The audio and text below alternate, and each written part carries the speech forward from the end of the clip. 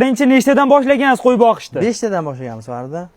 Birinchi 5 tadan boshlangan. Birinchi 5 tadan sekin asta 5 ta 10 ta, 15 ta va 30 ta. Hozir 30 ta bo'ldi bu yerda. 30 ta bo'ldi, xudo xolasa. Bular sovliqmi, qo'chqormi? Hammasi qo'chqor Farida. Hammasi qo'chqor. Necha oydan beri boqilyapti? 1,5 oydamiz. 15-sentyabrda tashlangan. 1,5 oydan beri akalar boqilyapti ekan. Aka, sir bo'lmasa bu qo'ylarimizdan nech pulda olodingiz? Hop, 3 million 500 dan olganman Farida. 3 million 500 ming so'mdan olingan mana akalar.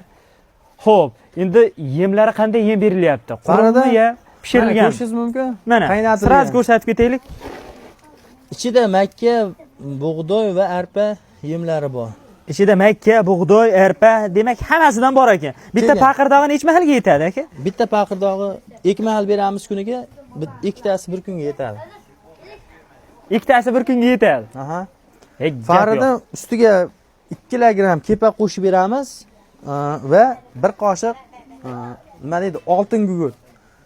Qo'yni juni yaltirash uchun, ichidagi nima deydi, viruslar o'ldirish uchun, hasharotlar, masalan, qurti bo'ladi, qo'ydi ham bilsang. Shuning uchun oltin gugurtni haftada 3 marta berib turamiz. Bir qoshiqdan 30 ta qo'yga. Gap yo'q lekin.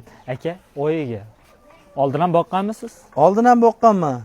6 oy boqamiz. Faqat qo'yda 6 oydan oshirmaymiz. Chunki 6 oydan keyin qo'y o'ta katta yeyishni boshlaydi. Farida 6 oy boqsa kamida 3 milliondan foyda qilishadi. Biz endi oyiga hisoblab bo'lmaydi buni. 6 oy boqsalaring 3 milliondan foyda qilishlaring mumkin. Eng kami, minimalni.